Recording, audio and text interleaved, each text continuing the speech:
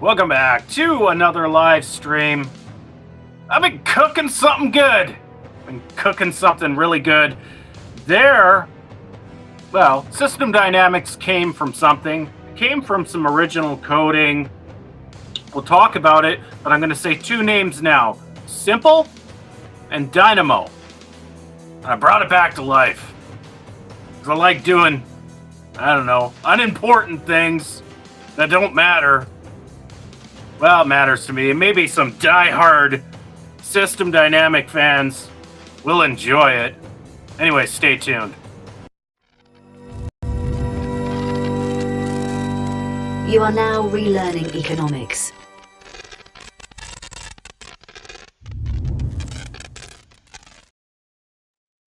Make sure you hit that like button. Subscribe to my channel if you want to. Hit the notification bell. Leave some chats. Say hello in the chat. If you got a question, put a Q in front of it. Or a question, then type your question. And we'll try to get to your question. If you want to give me a super chat, I'll do your questions first. Priority. That's always nice. Anyways. Okay, I built something cool. Had it for a couple of years. So, some of you may know, I got into Python about 2 years ago. Out of necessity. So Doug there over at Applied MMT forced it down my throat. And of course, I've learned JavaScript since and learning more and more different code bases as I go along. You got to thank vibe coding, and AI agents. So I don't think vibe coding on its own is a good idea. And vibe coding is where you just tell your AI prompt, to build you something. You don't know how it works, and when a bug comes up, you're kind of hooped because you don't know what the bug is. You don't know what part of the code the bug is in, and if you're lucky, you can prompt your AI prompt to fix it. But I will say it's a great assistant, and it's a great teaching tool. So it'll give you code blocks, and then you can learn what that code block is, and that's kind of how I've always learned everything I do in life is there's through some sort of convoluted reverse engineering that I probably could have reverse engineered it a lot better if I knew how to reverse engineer things instead of stumbling my way through. But everything in life, even playing the guitar when I was young, I didn't take any formal lessons. I listened to some songs, learned some power chords, riffed away, got hip. But anyways, so a number of years ago, 2 years ago, when I started doing Python coding, I found this GitHub that contained the Dynamo code. Now, Dynamo, there's a new brand, Dynamo. It's some other simulation software. The Dynamo is an extension of S.I.M.P.L.E. And S.I.M.P.L.E, let's see if I can remember the acronym for it.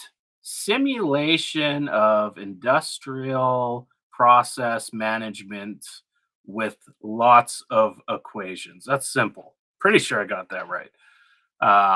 And so that was actually a language. And then an individual, can't remember their name, doesn't really matter because they're probably dead by now, refined it after it was done. So I think Jay Forster was responsible for the S.I.M.P.L.E language. Somebody came along and they created Dynamo. And Dynamo lasted for about 30 years. So from the 60s to the late 80s, it had many different iterations. And so I found a little GitHub project where somebody had used some Go coding and created an interpreter so you could use old Dynamo code and run your models.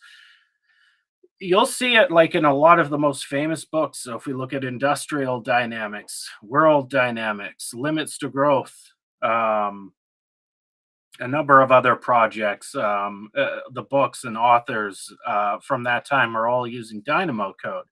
Now you can sit and read that code, and I did this once in Minsky with the urban dynamics model, and it was a pain in the ass per se. And I always thought, well, geez, I wish I could just copy and paste this code in and it would just self-generate, a GUI interface, a modern GUI interface. And but anyways, so I found this silly little GitHub, and I was like, I downloaded a couple years and I played around with it. My idea was I'd like to build a website, but I didn't have enough JavaScript coding skill at the time. Well, since then I have, and it's kind of built up over time. Over the last few weeks, I've been playing with it more on the side, and I got things cooking. And I think I will launch it as a website. I can't use the word Dynamo anymore because some other company has it. It's copywritten, but I do have an idea for a name, but I haven't bought the domain name yet, so I can't say what the name's going to be. But I'm hoping in a week or two, I'll have a first kind of beta version. I'll give it to my paid Patreon subscribers. You can find me on patreon.com/relearning economics. If you're a paid subscriber there, I'll give it to all the tiers, and maybe people can test it out. And then eventually, I'll give it out free because I think everything I do, I try to make money off of it. But I want this one could be an educational tool. Maybe Mike, who's a professor of system dynamics, might have a class one day. He might be reviewing maybe one of the smaller models in industrial dynamics. And of course, in that book, it's all Dynamo code. Maybe you could type it in with the class, brings up a stock flow model thing. Anyways, let's bring on the guys. Enough yapping from me. Steve and Mike. Hey, guys. Yep. Hey, I love fellas. this. I'm really looking forward to this. How about you, Mike? Yeah, it's bringing me back like I'm in a time machine. Just a slight correction. Dick Bennett wrote S.I.M.P.L.E. It's simulation of industrial management problems with lots of equations. I And said it immediately- process. Sorry. Yeah, it immediately. You got close. I'll Yeah. partial credit on that question. And and then Jack Pugh took it over, and Jack wrote Dynamo and maintained Dynamo for many, many years. I know Jack and Julie Pugh were good friends of mine, and in fact, Julie Pugh, that was on the tip of my tongue, Mike. I just, names. And Julie was for many years the volunteer executive director of the System Dynamics Society. Quick story. When we made it a professional society, and the State University of New York at Albany, the Rockefeller School of Public Affairs took it over. I had just been elected secretary of the System Dynamics Society, and they said, who is a young buck with a strong back and a truck and can take everything from Julie Pugh's house to Albany as well as from MIT? And then they all looked at me.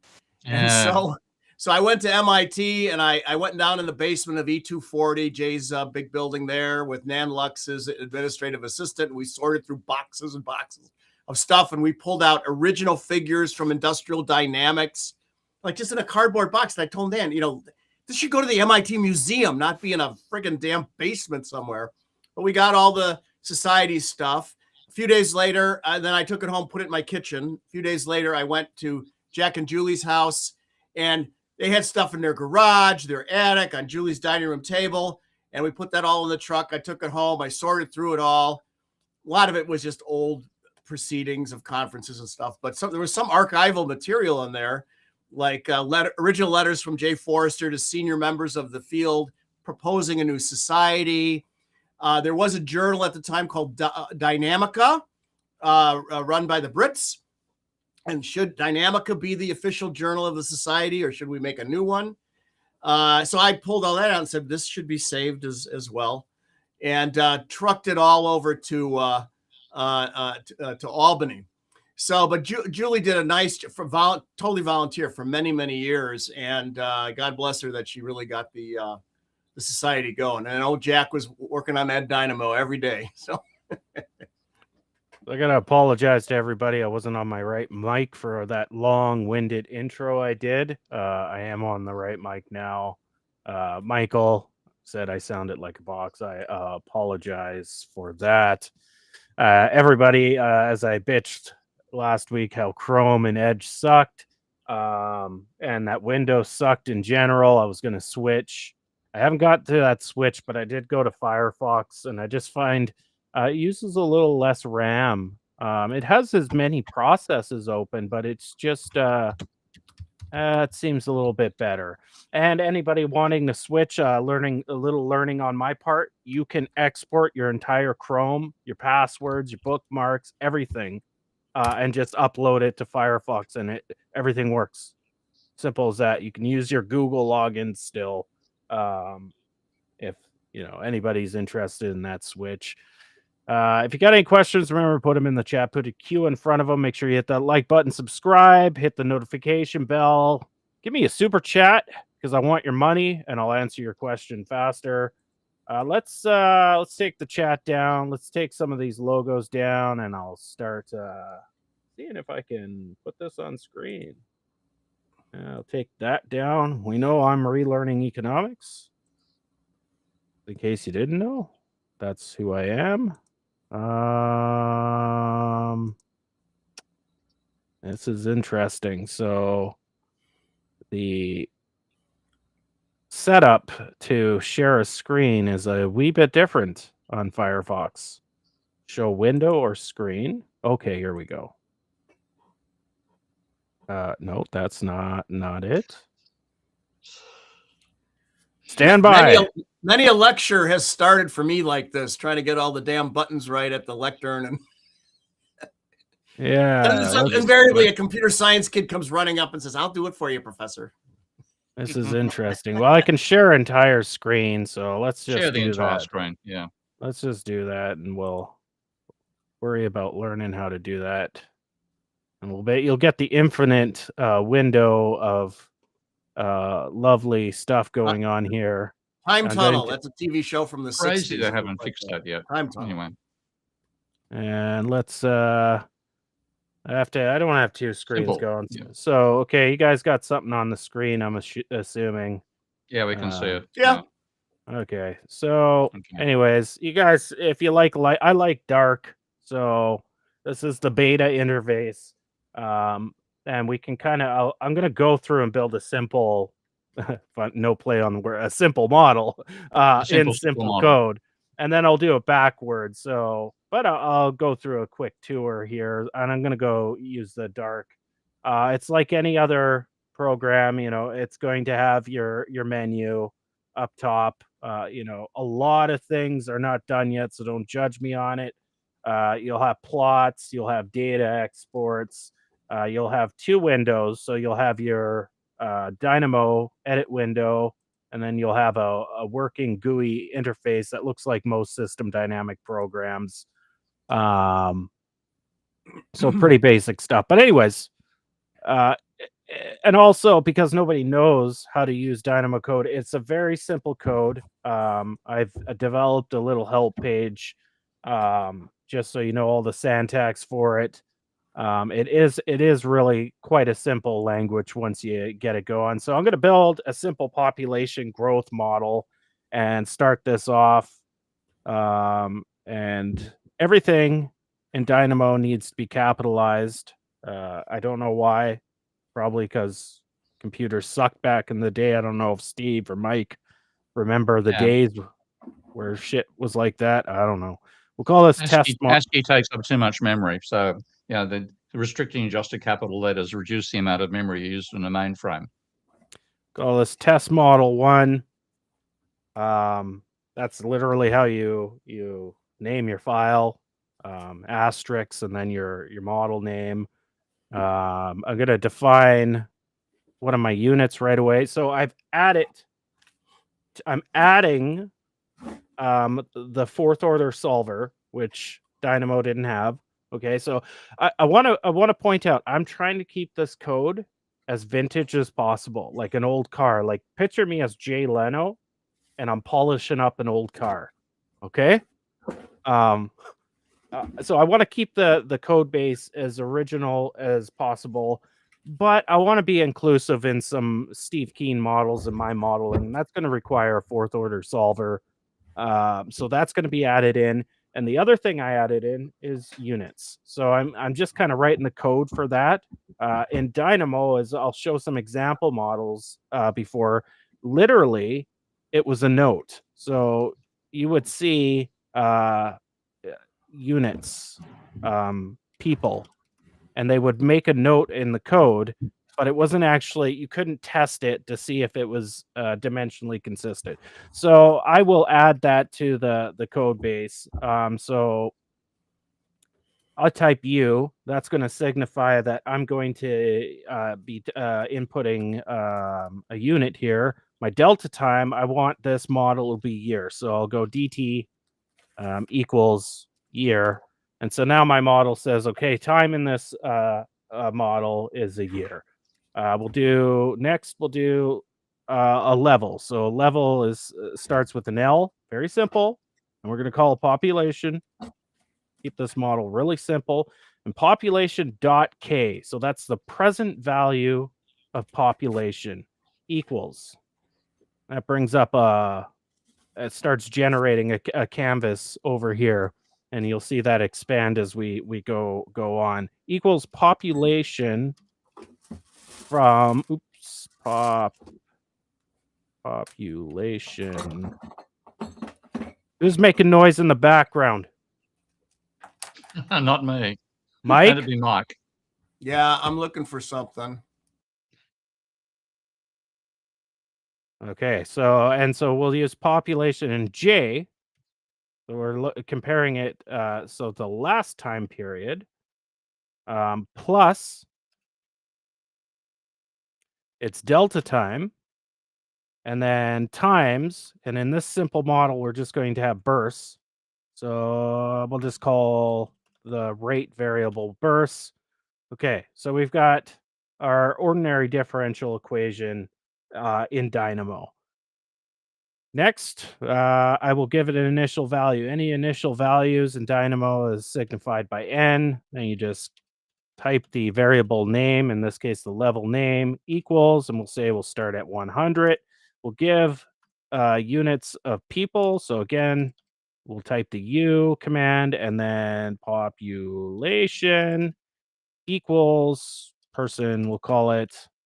And that's the new feature I added into the Dynamo code. So eventually, when I build this out, you'll be able to run a dimensional analysis. And so that gives us our stock variable. If you open it up, it's like a traditional system dynamic program now, where it's all a GUI interface and it's all filled out. And you'll see when I copy and paste code, like some of the old code bases, how handy this is going to be. I'll close that. So then we need a rate. So bursts. So we'll type R for rates, and we'll say bursts dot.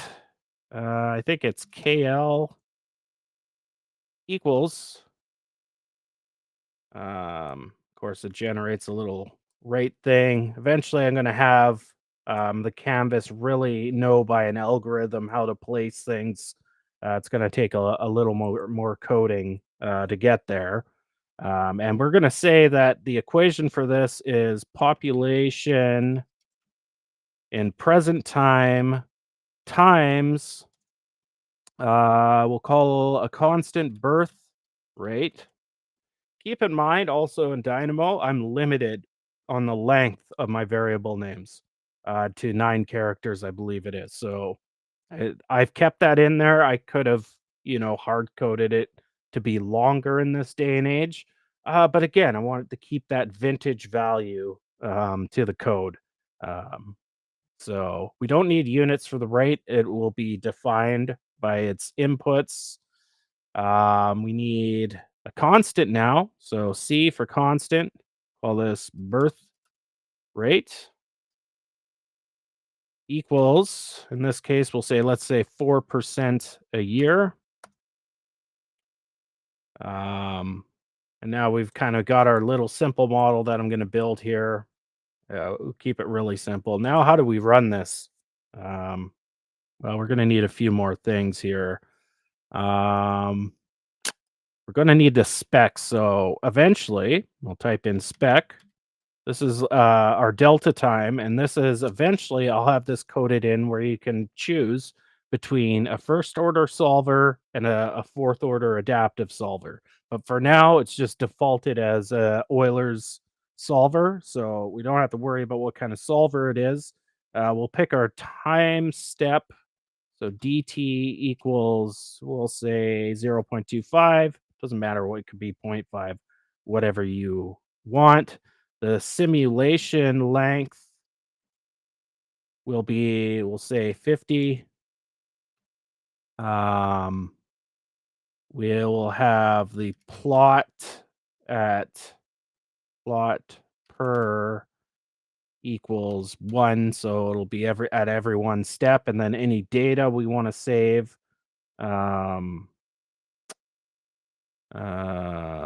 What is data? Can't remember what the data code is. Let me take a look here.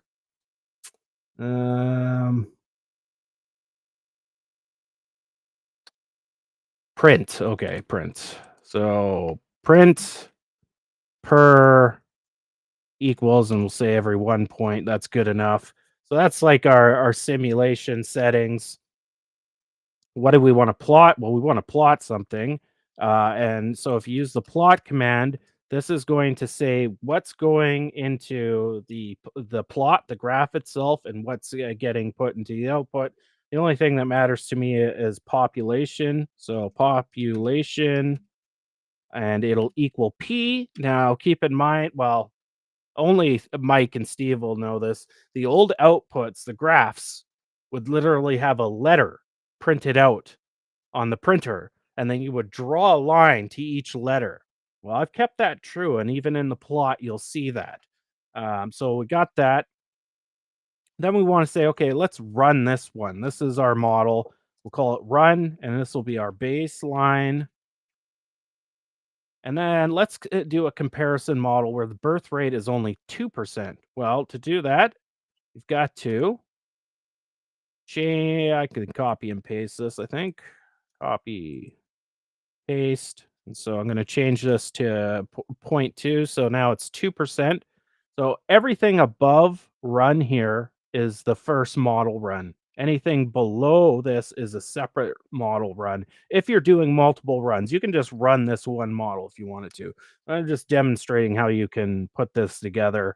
What do we want to plot in this one? Well, you can't inherit anything from up above. So you have to, you can, but you can't inherit the plot for some reason in the code. Maybe I'm wrong. I'll have to test that later, but I'm pretty sure I tested that and I realized I had to say what I was going to plot again. So it's going to be P again. Then it's going to run, and we'll call this, I don't know, second run. And so that gives us 2 model runs. And of course, it's generated its own output. And this is very simple, of course. I know it's not that sophisticated, but that is Dynamo code. And when I launch this, it'll actually be simple code because, like I said, there's another firm out there that's called Dynamo now. I don't want to get sued, so we'll go with simple. I don't think anybody. I don't think I get sued for that. Maybe, I don't know. So you can run the model, and as you can see, you have the old classic letters. You can even make it like it was a white piece of paper, and so people, when they ran these on the tabular printers, Mike, what did you call those old pin printers? What are those old printers? Line printers? Yeah. Anyway, matrix. Yeah. Yeah. So, anyways, you get your printout, and then they would literally draw a line. Right now, obviously, we've got personal computers now. I can just put the line there, and I can take out the letters. I kept that there because it's part of the classic feel of this old program. Of course, quick story if you want related to this. Very senior system dynamics guy, won't name him, told us once that he stopped working with Forrester when he did all these simulations for him, did a lot of work, put in a lot of hours, and he presented Jay with the output like this. And he didn't use the system dynamics pen to connect the little letters. Jay had designated, you will use this pen, this model of pen to draw. And since he didn't do it, he got balled out and he said, I can't work with this guy anymore. This is crazy, because he didn't use the system dynamics pen. But anyway, Just a little bit of history. I am not using the pen right now, so I'd be in the doghouse. So you can Yeah. compare your run. Eventually, I'll have these side by side, but here's a demonstration. So this run, it only goes to about, I don't know, 271. The first run, of course, at 4%, close to 730.31. So that's a basic, very small model. I'm going to go back to dark because I like dark better.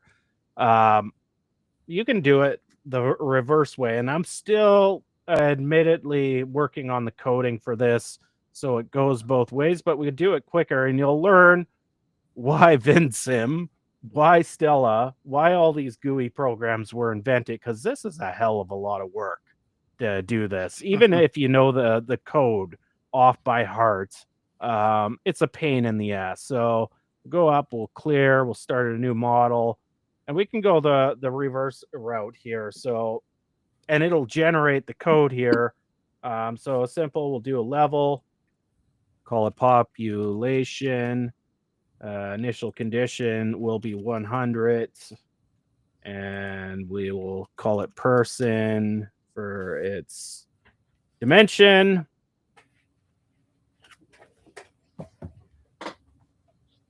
And we got our population. We do a rate here. Call our rate. This will be the exact same model, bursts. We don't need anything there. And then we'll make our constant, which was birth rate. Birth rate. And that was 0.04% or 4%, 0.04. And that was a year for its unit. Now I haven't coded in the draw lines here, but I'm going the global route. So if when you click on a variable, you have the global variables, but once I have wires first, you'll just have the local variables. Mike, you'll know this from VinSim, of course, exactly what I'm describing. So in this case, I'll take population, and it automatically wraps any code from Dynamo times the birth rate. Looks about right. Obviously, there's a information coming from population, information coming from birth rate, but we also need to put bursts in the ordinary differential equation. I noticed a bug right here. I lost my initial condition. Don't know. There's going to be bugs in this part, guys. So again, very alpha still. Anyways, that's our model essentially. Now, when you first run the program, you'll actually get this pop-up. So I would have titled the model test model 2. Use the same delta time step. We'll say 50. 1 point. I think this was 1 point. And then our run name will be baseline. Eventually, I'll have it so you can have multiple run names and you'll input it here. Or in another menu. I'll figure that out. And of course, our time unit is year. And that adds it all automatically. So you wouldn't even have to look. You can collapse this. You don't have to look at that code. But I remember I'm trying to keep it vintage and have the GUI go back to the code or the code go to the GUI. So you can watch it get coded as you go if that brings you some interest. I do believe my DT has to be above the run, so I'll have to do some coding there. So I'll go put it there. And eventually I'll have drop-in plots here, so I'd be able to grab a plot, pick what variables I want to plot, and it would put it in the old code here. I haven't built that part yet, so again, I would have to pick a plot and population equals P. That might be good enough. Some other things. Anyway, so you can run that model and you get your model again. So you can go both ways. Now that's cool and stuff. And I never really designed it for you to actually start building new models. There are better programs. You can use Ravel, you can use Stella, you can use VinSim. I do want to get this to the point. I'm not too sure, Mike and Steve, if you're familiar with the online what's it called? Insight Maker. It will be Oh, at yeah. No, that inside maker. capability. Yeah. It will be at that capability. So it will be a full-fledged system dynamic program. I will add like sensitivity calibrations and some tools. And if people want to join my Patreon when I launch it, I'll have a little link somewhere. So it'll be like donate if you want to kind of support the project. But it'll be free. It's not. I will have like a sign up so you can save your models right onto the server or save them directly onto your local machine. And I'll also create a repository so people can, if you look on what's it called, Insight Maker, they have like different categories in people's models that they want to display. So I'll have all that. And this again is very alpha. I'll clean it all up, but I'm just getting functionality done. And it'll have like a little trainer model. So if let's clear it first. My example model is a little SIR model. And I'm working on the algorithm so it automatically makes a clean layout. So the code gets inputted, instantly generates a nice clean interface. Now I'm struggling with big models, which I'll show here. But if you look at the code here, this is how they added notes, right? There was no units, right? So a note would be the susceptible population. That's people, right? Infection rate, people per day, right? There was no unit enforcement. And I've always been a fan of that's a big part of, self-referential checking when you're building a model on your own. You can run this model, and of course, it's the traditional SIR infection rate, declining people that are susceptible, increasing recovered, the traditional model. Now, there are larger models that can run, so start fresh, and then I'll pull in the World 3 model.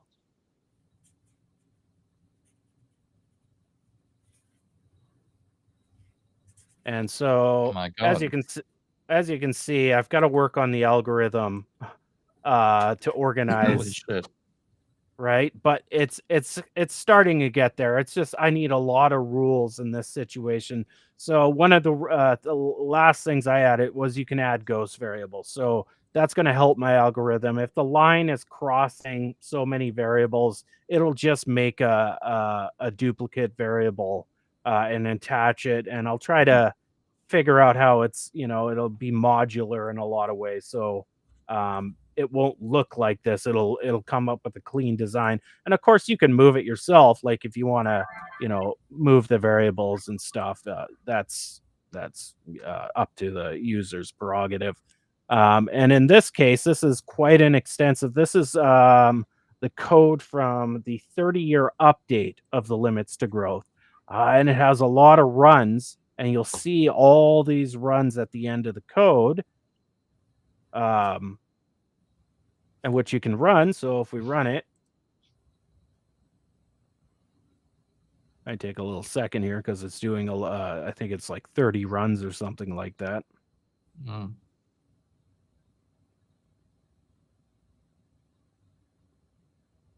Wow. So there's the limits to growth model, and of course, then you have all your different scenarios. Right. I gotta clean this up. It shouldn't show all these variables. That's silly. So again, just small bugs. And eventually you'll be able to export your data. So if you want to put this into Ravel, to the Ravel software, which you can find at patreon.com/Ravelation. There's your plug, Steve. You'll be able to Thank you, mate.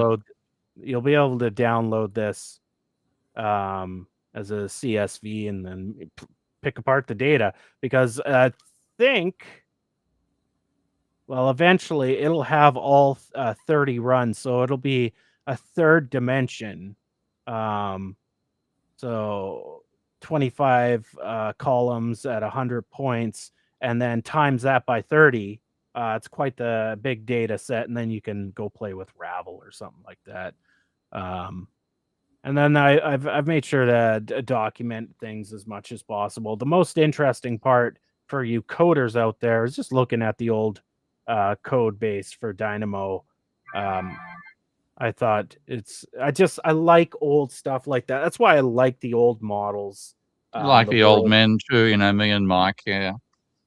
Well, I don't know if I want to say that way on the air, because it might come out a little bit weird. Now, Yeah, well, we're the weird ones. That's okay. I'm gonna try to close. I don't know how to close it. Stop. Okay. But anyways, very impressive. All right. So a couple of comments. Number one, if you want to keep it vintage, your rate equations have to be .jk on the right-hand side of the equal sign. I don't know if that matters, but if you want to keep it vintage, and it's because of the Euler computation sequence that the nomenclature was listed that way by Jack Pugh. FYI, you know. So we teach our doctoral students. We don't do this with the undergraduates because they're too busy playing on their phones and stuff. But for the graduate students, we have them do exercises where they have to convert a Dynamo model into its equivalent, whatever modern software that they're using. Let's say it's S.I.M.P.L.E, for example.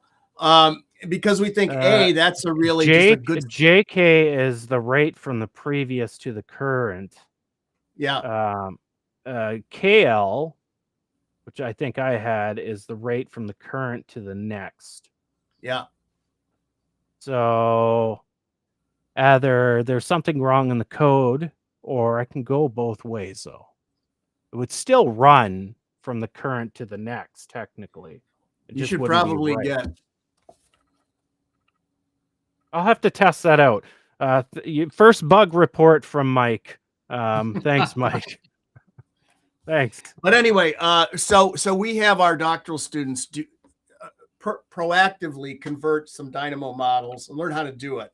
Not with a wizard, but because first of all, you might want to program up an older model. I mean, everybody's programmed up the World 2 and World 3 models, but there's other ones that you might be interested in programming up. But also, a little more inside baseball, there's something in the system dynamics community known as Kampmanizing a model.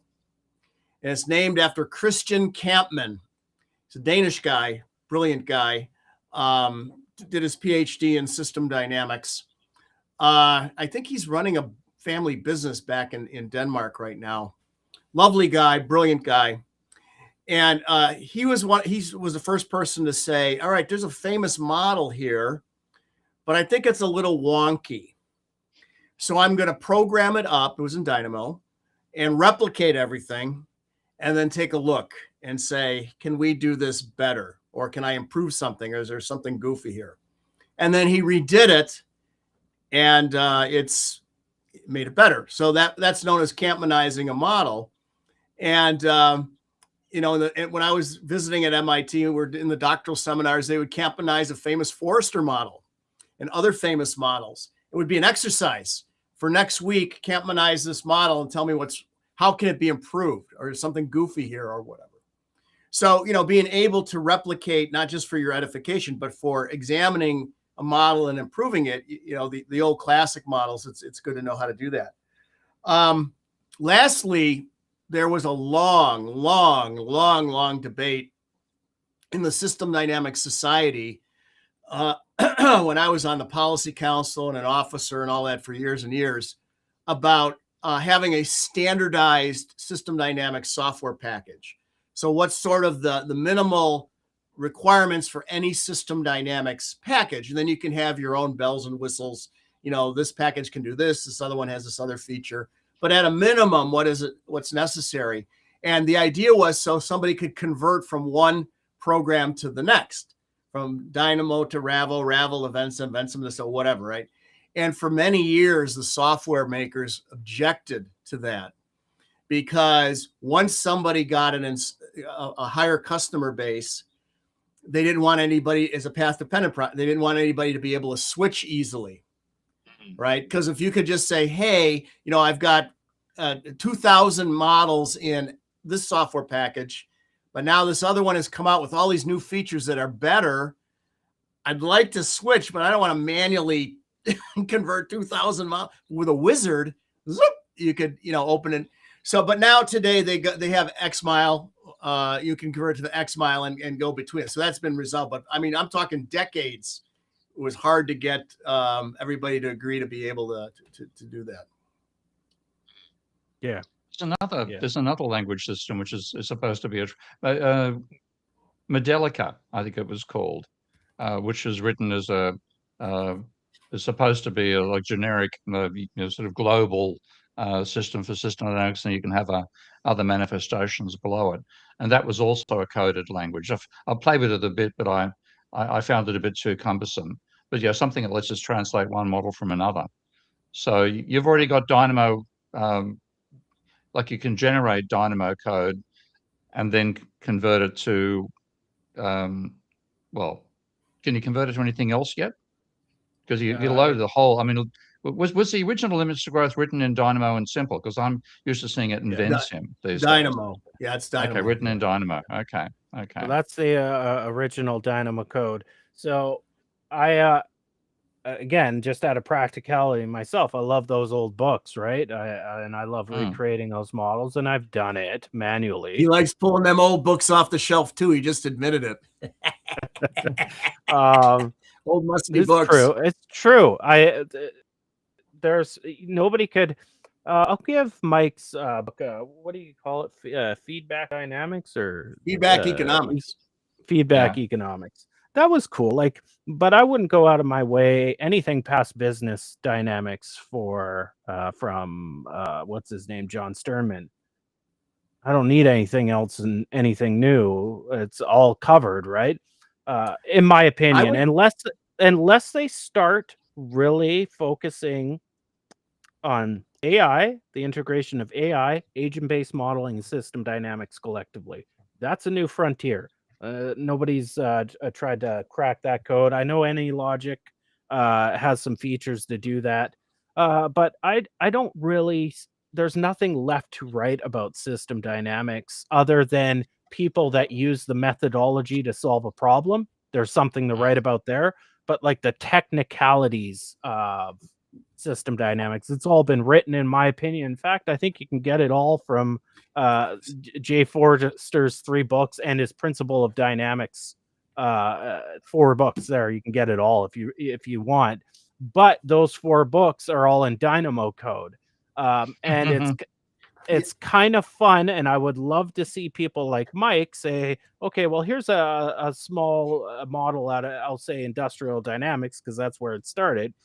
Let's type it out in the code, generate our GUI, and kind of compare it and see how those things work, how they thought back then. Because Mike pointed out an example there. So what was it, Mike? Was it JK for the previous period again? What was the... Because time is divided to JK and L. That in itself is interesting to see it written in code. Same with the stock. So when you're doing the ordinary differential, you're comparing its current time to its past time, right? And to get that in your head, like a system, that's like systems thinking there, right? Where you realize, okay, there's a current and past time, right, to this. There's a little more than just writing,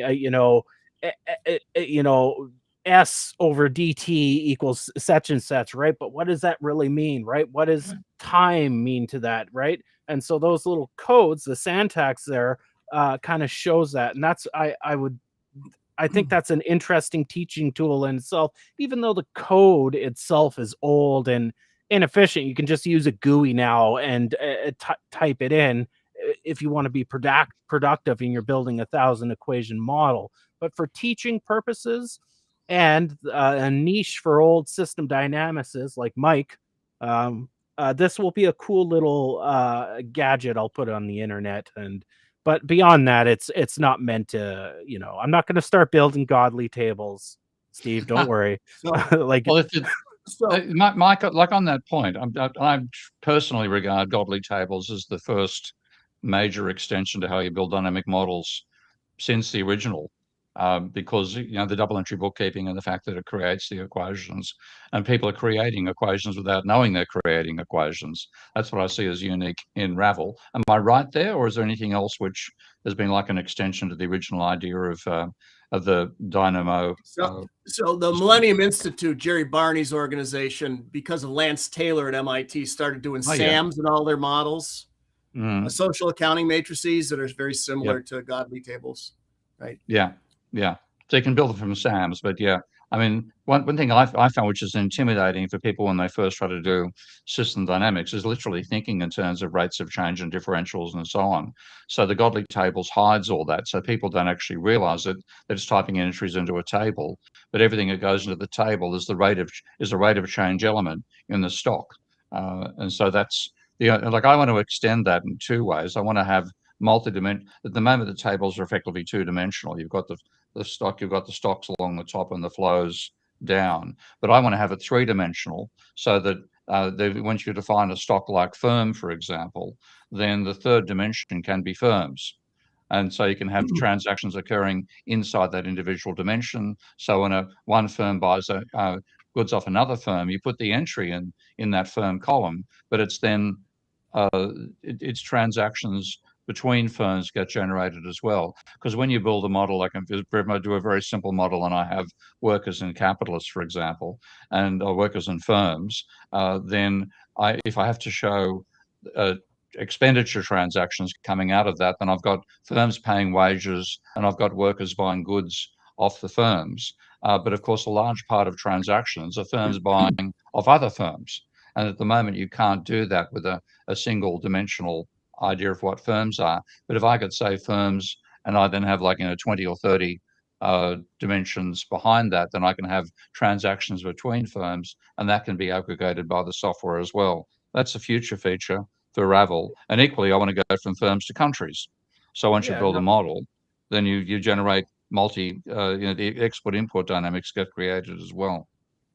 Yeah, no, that'd be a good idea, but you'd still need the real godly tables in behind. So if you've got the godly tables will still be there. You just you choose an extra dimension. So I'd like to get at least 4-dimensional tables. So to have firms and workers, and then you could have multiple workers and multiple firms inside those dimensions. And then you could also have countries, so you then get all the financial transactions. And the idea is the software would generate all the relationships for you in the background. You wouldn't need to program all that stuff. So the idea is to minimize the extent to which people need to learn the underlying mathematics, have the program generating for you. What you want is a dynamic model. You put in the variables and it generates those dynamics for you. So a couple of reactions to what Ty said. So Jay's 4 main books, right? Industrial Dynamics, Urban Dynamics, World Dynamics, and Principles of Systems, right? All wonderful books, brilliant. And they all are valid today. Everybody who's interested in this stuff should get them and read them. But I don't think any of them are very good at teaching you how to build system dynamics models. And in fact, some of the stuff in Principles of Systems are a little bit like Jay states, one of the principles is you can never have DT on the right-hand side of an equal sign. And we do that all the time in certain circumstances. So some of that stuff is a little bit out of date or whatever. However, if you want to learn how to do SD modeling without a teacher, right? And it's in Dynamo, I can offer 2 suggestions. They're both excellent. One is this one here, which is Introduction to System Dynamics Modeling with Dynamo by George and Jack. And so Jack Pugh wrote Dynamo, right? And George is a longtime SD guy, and they take you through building a project management model step by step, and they kind of take you through, well, how would you think about it? What would you do next? And step by step. It's really, really good stuff. Mike, And Mike, how do you think I wrote the help page for my software there? That book you just pulled up. okay, so brilliant minds think alike. It is a The other good book. one It is I a can offer good book. is Jim Linus's book. Jim Linus used to be on our faculty, well, MIT's, and then he came to us at WPI. And this one does kind of the same thing, step by step by step, sector by sector, but it's a corporate model. It's basically quietly, it's Harley Davidson. It's just a generic model, but it's based on the work they did at Harley Davidson, a big, longtime historically big user of system dynamics. So it's one thing to get some of the classic works. Even John's book, Business Dynamics. It's a wonderful book. It's brilliant. It's the Bible of system dynamics. But I don't know that I would start there if I'm like, how do I build a system dynamics model? It has a lot of nice structures in it that you can grab and use, but it doesn't take you step by step through. Let's start with a problem. And there's some of that, don't get me wrong. And it's a brilliant book, but I wouldn't necessarily start there. Right. So it's a heck of a thing to, particularly before the internet, when we were struggling to learn how to do it. How do you learn how to do it? Get on a plane and go to MIT. In the old days, Yeah. I'm just trying to remember. So for me, and I probably did it the wrong way, Mike. So get mad at me if you will.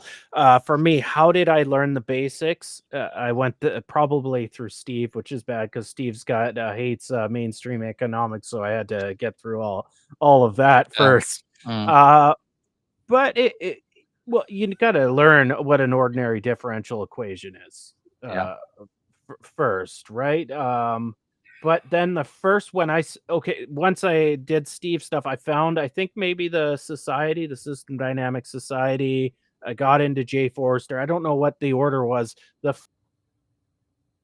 Oh no, here we go again.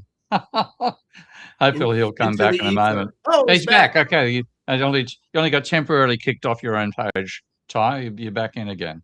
I don't know why. I don't know why it's doing this to me. This is, I spent a lot of money on fiber optics internet connection.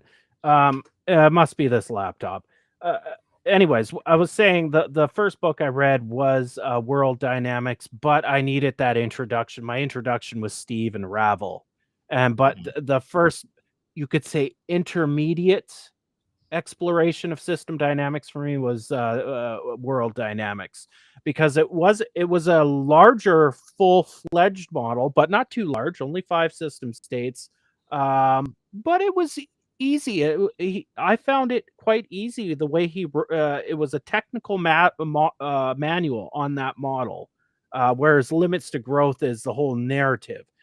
World Dynamics is a technical and that's the first book I recommend to everybody to look at, because I find it gives a full-fledged model that's not just a little toy model like building population growth, or a two-state model, overshoot and collapse, where resources run out, population collapses, or a predator-prey model. It's a full-fledged model, but still small enough where you can still conceive its whole as you're reading through the book. But that's just my personal experience. I think most people in the world got interested in system dynamics because of World Dynamics. And then some from urban dynamics, but mainly World Dynamics, and then the Limits to Growth. And then they said, this is really cool. I want to learn how to do this, right? So yeah, in some sense, you kind of heard about it. What is it? If that would be a good book, or World Limits to Growth, to just get to whet the appetite. But I don't think any of those books are good for getting somebody to the level where they can build an original model that tells you something new. We have sort of 4 levels of modeling acumen that we in our group we kind of categorize people. And a novice or a beginner is somebody who knows Jay Forrester is and John Sturman and Dennis Meadows and whatever. They know what S.I.M.P.L.E is and Ravel and Dynamo and what have you. And they can open up somebody else's model and properly run simulation experiments where they learn something. Okay, that's a beginner. An intermediate level modeler would be somebody who can build an original system dynamics model that's technically correct. All the equations are dimensionally correct. There's no steady state error. There's first order control where necessary, et cetera, but it doesn't tell you anything. I mean, it's like it has one behavior and it's like exponential growth. And if I make this parameter bigger, it grows faster. If I make it smaller, it grows more slowly. Well, do you really need a model to tell you that? You know, economist, yes. Yeah, well, but it's a necessary step in your journey. Yeah. So it's good to get that far, right? But it's not, you're not really there yet. The advanced person can build an original system dynamics model that's technically correct and it's insightful. It tells you something you didn't know. It's counterintuitive. Before you press the go button, you might not know. Now, if you've simulated it 100,000 times already and analyzed each run, you're going to at some point kind of know. But you know, at the beginning, you know, you don't know, even though you built the model, what it's going to do, because it's going to tell you something you don't know. That's really the point of building models. The final level, the expert level, category number 4 in our group anyway, is when you can go into an organization, public or private sector, and listen to people who know a lot about something. And they tell you a narrative. It's almost always, system dynamics models are almost start with a narrative. They don't start with a data set.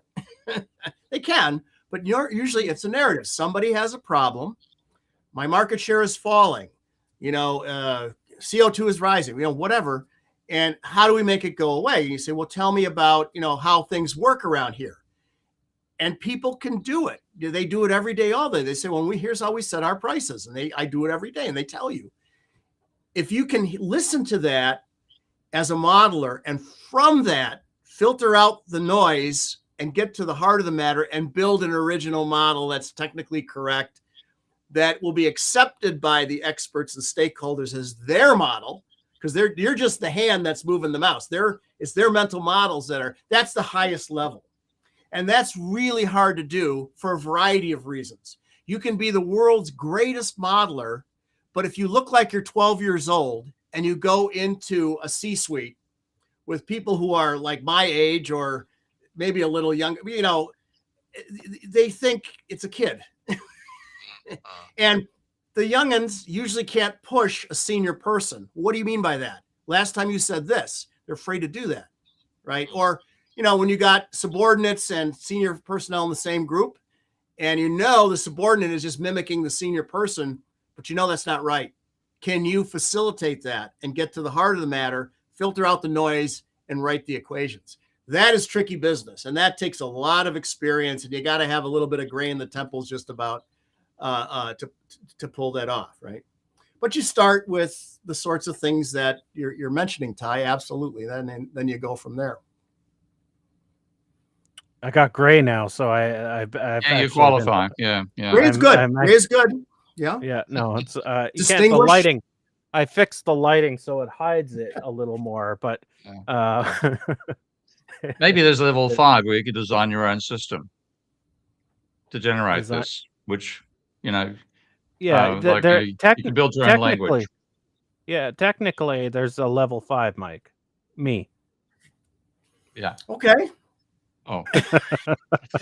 You've got you in the minority here. Okay. Because I've built a system. Ty's built a system. Have you built a system? Ever tried to outdo VisSim or Simulink or that sort of thing?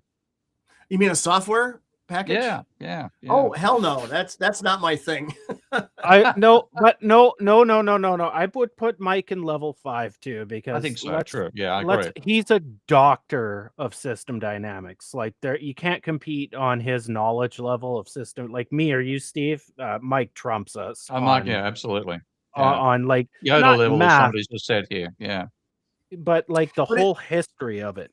Yeah, and it's not so much math. Jay designed system dynamics purposely to not be for mathematicians. He envisioned that someday, and not, he probably thought like by about 1965, system dynamics would be a routinely taught discipline in all MBA programs, just like accounting, finance, management, marketing, and system dynamics. And he always said he envisioned on the order of 20 generic structures as accounting for pretty much every situation that a manager would run into. So you'd take a class where you'd learn these generic structures and run simulations, and your mental model would improve, right?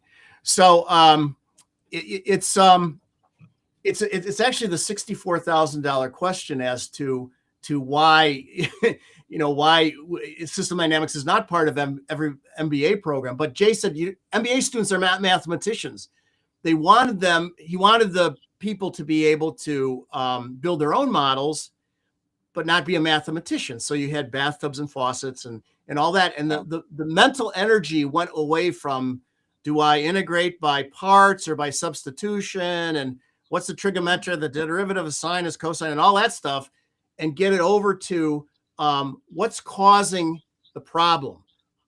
How do you do your pricing? How do I represent that? This sort of thing. And I think what happened, we don't know for sure, $64,000 question, is that people would take those classes like at MIT and they would really love system dynamics, but that was not enough to allow them to build an original model that was useful. So they'd have to hire consultants to do it. So. I mean, this is the real issue in system dynamics, that we all know that once you get introduced to the field and you see how powerful it is, it should be the intellectual framework for analyzing anything that's dynamic up to the point of where it becomes an evolutionary system. But the trouble is, everything we've tried so far has had a barrier in terms of people's intellectual capacity to understand what's done with the program, that it hasn't been adopted widely. So like I spoke when we were talking to myself and Russell were talking to the designer of S.I.M.P.L.E, I think, and he said that he thought the total sales of system dynamic software globally is about under $10 million a year, which means there's a trivial number of people who are buying the software. You're talking $1,000 bucks. You're going to maybe 10,000 people globally who do it, when what Jay would have wanted is 100 million or that many people being able to use it. So we haven't broken through to that level yet. That makes it something that becomes conversational in that sense rather than analytic. Yeah, amplifying that point, Jack Pugh told me that they never made money selling Dynamo. That it was more of a marketing tool. They say, hey, hire Pugh Roberts Consulting to build you a model. And by the way, we have this tool that we use, and you can buy it and then run the model when we're not here. But they would like break even on the software. So. Yeah. And partly the reason I designed Ravel was that I didn't like the bathtub analogy, and I didn't like the wires going everywhere on the diagrams. I thought that made it like, that's where the spaghetti diagram effect came from. And I didn't like the equations being embedded inside a form that you had to bring up. And I think it's either you'd know Mike Vensim or Stella, where when you first clicked on an object in a diagram, you got a box to tell you what font do you want the variable to be using, and the equation was another level below that. And I found which one is it? It's one of them that you can set default stuff, but you're probably thinking of Vensim, I would imagine. Yeah, I think it was Vensim. This is so cumbersome. I said so cumbersome. I can see why people didn't get into it in the first instance. And then the other issue about being such a minority area is the price has got to be high to make it worth your while to sell the software. So you got to pay $1 or $2 grand to get a copy, and most people simply aren't going to spend that much money to buy a particular type of software. So we're stuck at this level. We want to make that breakthrough to everybody using it, and we've still got that barrier. Other barriers. I got some bad news. I got some bad news though. It'll never be used by the masses. Let's be honest. I think that's true. People don't do system dynamics. Some consultants do it. That's the reality. So other barriers that have been mentioned over the years to the use of system dynamics, to the wide use, are one, the limits to growth. That for some that's that's wrong and that's crazy. It's, and whatever. And And so that's fucking system Nordhaus, dynamics. and pardon my, that's his first name, Fu King, Fu King Nordhaus. Sorry, just trashed it because he couldn't understand it. So yeah. Yeah, but so the idea was system dynamics equals the World 3 model. Well, no, it's one model of an infinite number you could build, but that gave it a bad. So some consulting companies forbid the use of the term system dynamics. They call it dynamic modeling or whatever, business dynamics, whatever. Another story I can tell you real quick is I got a call some years ago from the General Accounting Office in the U.S. government. And the guy on the phone said, we've had some consultants build us a system dynamics model that was looking at the savings and loan crisis. And we'd like me to take a look at it and say, it's good, it needs more work, whatever. Can I sort of referee the report? And I said, yeah, no problem. And they said, the guy was telling me that the guy who was on the phone with me was the advocate to the General Accounting Office to bring system dynamics back into the U.S. government. I said, he goes, 20 years ago, we sent a couple of guys up to MIT to take the 2-week summer course. And they came back all excited. They got us to buy Dynamo for 10 grand. And the models were horrible. So it got a bad reputation throughout the General Accounting Office. With 2 weeks of summer, you can't learn to build a high level. There's no way. But guess what? With great enthusiasm, these guys brought it into the General Accounting Office and messed it all up. And it got this stink reputation for a couple of decades. And this guy said, I finally got them to take another bite at the system dynamics apple. So I think there's a variety of reasons. How did that go? Oh, it was great. I thought it was a wonderful piece of work, and I said so.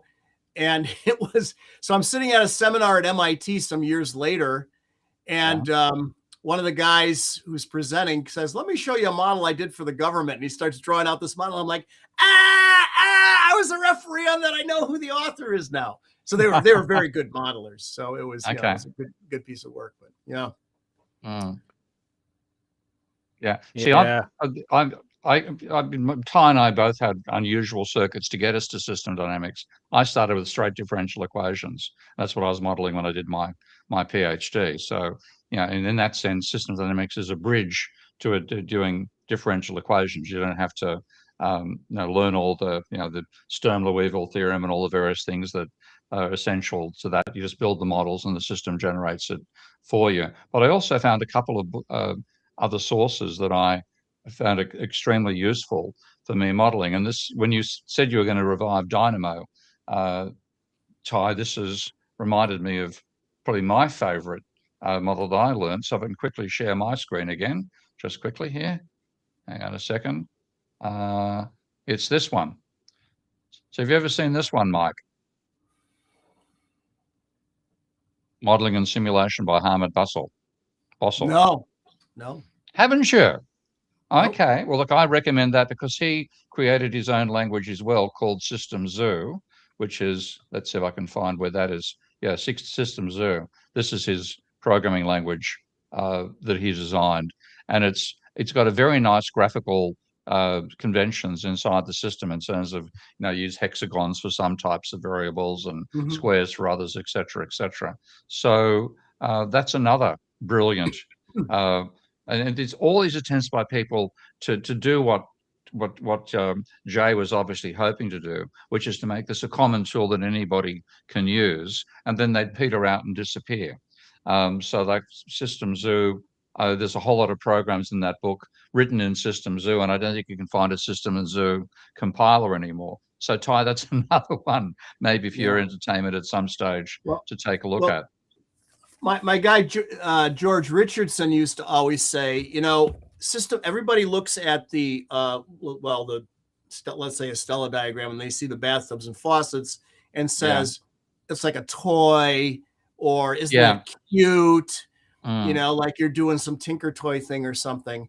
And George would always say, system dynamics is so damn easy to do until you try to do it.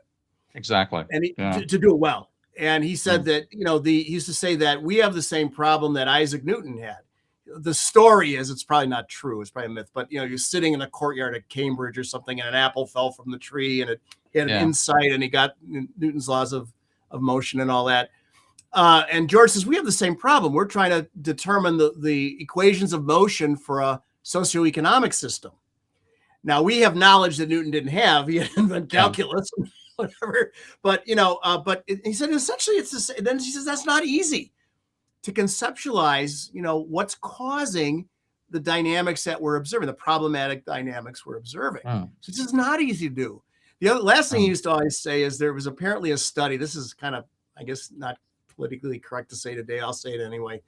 Apparently there was a study by the U.S. Army in the 1950s where they categorized people into high enthusiasm, low enthusiasm, high intelligence, low intelligence. And they said, well, your high enthusiasm, high intelligence, those are your generals and colonels and stuff. Your low enthusiasm, high intelligence are your lieutenants and captains who say, I've had enough, and they just get out. Your high enthusiasm, low intelligence are your sergeants, which, I don't think that's true. They're pretty smart. But anyway, and then your low enthusiasm, low intelligence are privates, the infantry fodder, And he said in system dynamics, he said, if you're a good modeler and enthusiastic, we love you. If you're a good modeler but not enthusiastic, we try and get you in and do some more, right? If you're a bad modeler and unenthusiastic, good, you'll go away. Yeah. But he goes, the problem is the bad modeler who's enthusiastic, because the guy is running around building terrible models and showing them to everybody who will listen. And we get a bad reputation from that. Yeah. I've had a recent run-in with a character like that. I've forgotten what the name he made of himself, but he's trying to prove to me that because you pay interest on loans and you don't get given the money to pay the interest by the bank, inevitably debt explodes. And this is the typical fallacy, the stock flow confusion there, that they think that they don't realize the debt is a stock and the interest payments are a flow. And you can easily service that flow, even if you're not giving the stock of money to pay it. And I sort of like, I'll prove you wrong. I'll take your argument. I'll put it together in Ravel. And I did 3 models. One where I got his crisis coming out of it. The basic idea: you've got a level of debt, you've got to pay interest on the debt over time, and the whole thing compounds and it becomes impossible. And then I put together his model in a godly table. So what you had was people borrow money and then they pay interest to the bank, and then that sink. All the money goes to the bank. So the money disappears. And I said, what did the bank spend? And of course, the banks spend, the money comes back in, and you complete a proper model. And he decided to abuse me on the basis of the first model. He didn't look at models 2 and 3. So he's the sort of person I happily blocked. Yeah. So other issues that relate to this Dynamo presentation, when you look at the old Dynamo equations, you have T and T minus dt and all that. Yeah. In the olden days, anyway, when you'd show that to, let's say, an economist, and you say, hey, you should consider doing this, they would immediately think you're doing difference equations. I hate difference equations. Yeah. And they thought that dt was 1 or something like that. It's like, no, there's, in some sense, it is a difference equation, but it's approximating the underlying continuous time system. It's not a dt of 1 difference equation system. And getting that point across was always very difficult. And it became even more difficult when you'd have an economist come up with data, stock flow data. Yeah. So they'd have data just on, like production, inventory, and sales, right? Actual data from wherever they got it. And they would put a table function with the actual production in it and put that in the inflow. They'd give the initial value of inventory, and then they'd run the model for sales. And the data wouldn't match. And they'd say, well, this sucks, right? This is wrong or whatever. And it's like, no. The model is approximating, the flow equations are approximating the change in time, the change in the variable at an instant of time. This is the old Herod. That's right. Roy Herod idea. Whereas the system dynamics, the flow data has a stock in it, and it's compilation, right? If it's annual sales, it's January sales plus February sales plus. If it's January sales, it's week 1 sales plus week 2 sales plus. If it's week 1 sales, it's Monday sales plus Tuesday sales plus, and so forth. So to get it to match the flow data, you Mm. would have to make a very complicated structure that has lots of stocks in it. And again, then you start getting, well, I thought it's a flow. Now you're saying there's stocks in it, and it's all, everybody's all confused. And I think Mike again, was wrong. it's like, Yeah. I think no, you're Oh, that's it wrong, one. just turns people, if they don't see it right away, they go, you know. Yeah. Mike. And that's one reason. Like I think you're sorry? wrong, Mike. Sorry, guys. I think you're wrong, Mike, about the JK. I think that's wrong. I think it is KL. Okay. On the right-hand side? Yeah, like for the equation I did, where bursts are an inflow into the stock. Yeah. Yeah, I think KL is correct. No, it's not. Okay. Yeah. I mean, this is one, like the whole thing about See if I difference can find- equations. Yeah. This, if I had to think of the major Hold limitation. on here. I Hang will on. just I'll bring up a model, the original World 2 model, and look for rate. Here's a rate. Seems to see a JK there. Yeah. KL. Oh, okay. Here's a. I'm pretty sure it's KL, Mike. You better look up on your book there. But I've been thinking about this for 40 minutes, Mike. Well, you guys have been yapping about the 1800s. I want to settle this on air, Mike. Yeah, I'm just trying to find some proof for it's you. knockout time. Don't take my word for it, kind of thing. Because I'm pretty sure I put a lot of time in. Put me up here. Okay, hold on. Let me bring you full screen. Stand by. Yeah. Okay. Level. Hold it. I can't seem to make K type level.j. Yeah. That's for the level, though. That's what I'm saying. On the right-hand side, you got nothing. You don't have any subscript or postscript or whatever you want to call it, right? I mean, your font's a little small. JK, but did I That's do what I'm that? saying. Right where your cursor is. That's what I was saying. Okay. Fair. Correct. I was looking at the rate. I think I just got confused. So when I built that original model, you're saying that in my level, I put KL or nothing. I don't think you had anything. I don't think you had anything. Interesting, and it still worked. And I'm wondering, I don't want it to do that because I want to stay true to the code. It might have automatically inputted it in the background, or else the model wouldn't have run. No, I know. I'm just saying, if you want it to be the legacy where somebody who knows the old Dynamo would recognize it, they're going to look for that. Is all I was trying to say. Correct, and that's a good catch. In that case, you are correct. I was thinking the rate. So We've lost him again. Hang on. So I'm just going to minimize this. I'm going to delete this screen. I got to get used to Firefox now. Okay. Sweet. Mike, I going on a mental journey for 40 minutes. Yeah. Okay, so Mike is correct because I'm looking at the original World 2, and it's exactly how you describe what you're describing. So Mike wins, everybody. Round 1 goes to Mike. Let's get around on let's get around on difference equations versus differential equations. Because if I had to say what's the major limitation of post-Keynesian modeling at the moment, it's because most post-Keynesians work in discrete time. To some extent, without even knowing that's what they're doing, they think naturally dynamics is t versus t minus 1. So you make an equation for population at time t equals population at time t minus 1 plus births at time t minus 1. And they work in discrete time immediately. And let's mention names. And Markov was one of my favorite people. And he's done brilliant work to extend post-Keynesian economics. But he thinks the model should be in t minus 1.